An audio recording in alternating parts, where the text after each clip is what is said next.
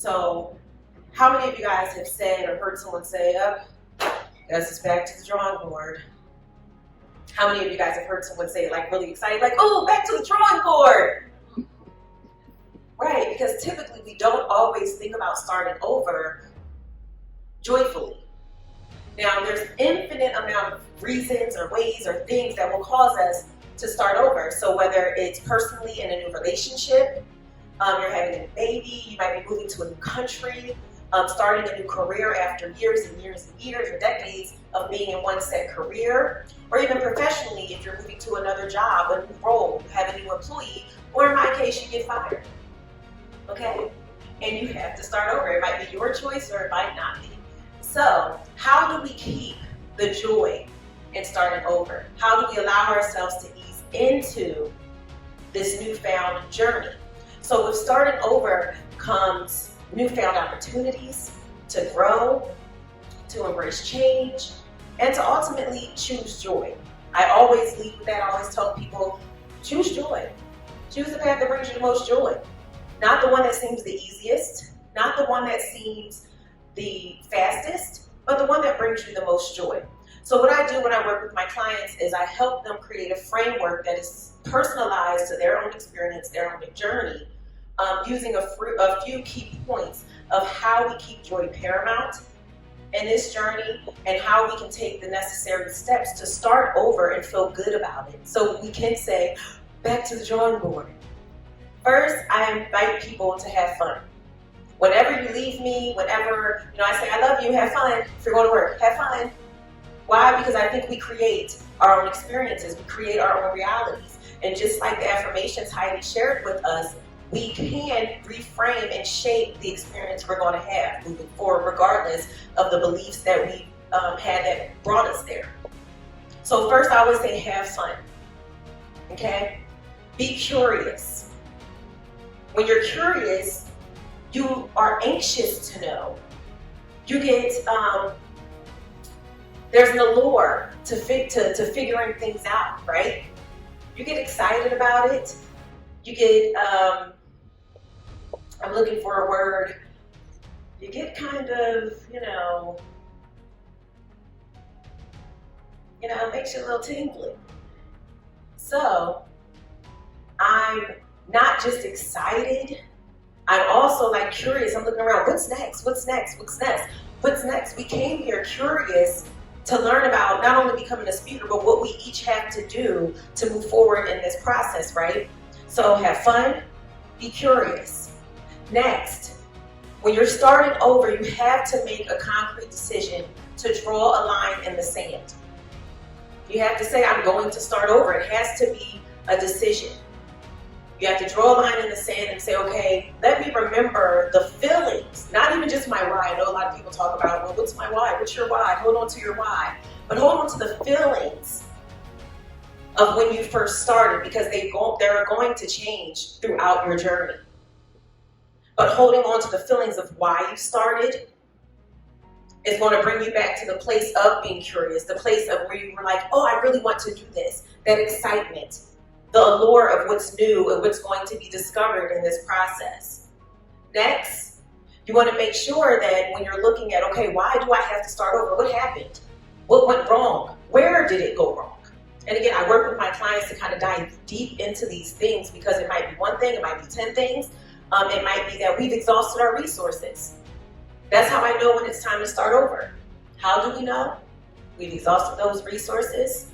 We've kind of said, I've done all I could do. We've used every kind of piece of tool and information we might have, and it just may not work. So it takes time. You have to take the time and be intentional about taking the time to say, let me look at my process and what it's been so far. Let me look at the things I've done, what have worked, what hasn't worked. The times where I had that little feeling of I don't know if this is the right direction to go. I'm not sure if, I made this decision, but based on the results, I don't think it was the right one. Got to go back to the drawing board, but not doing it begrudgingly. I think if you can keep a mindset of joy, it helps you stay in a state of gratitude, and it helps you stay in a state of curiosity to say, okay, this didn't work. What can work?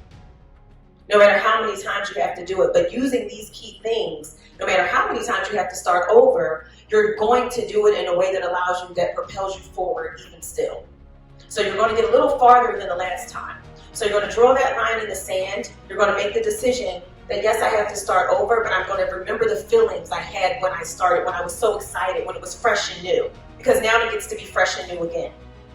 Then you're going to figure out what went wrong. Become very aware of what went wrong, what could have went better, what didn't change, where you could have changed, what you could have adjusted, what you didn't. Then you're going to take some time with that newfound awareness to say, now here is how I'm going to adjust. Here is what I need to do now moving forward that I either didn't do last time or I have to do different from last time. And I'm going to figure out what's non-negotiable. When I was let go from my job, I had to stop and think like, okay, what brought me to this place? It wasn't just the company. There were also things I did and could have done. And there were times throughout the 5 years in this role that I knew I wasn't performing at my highest.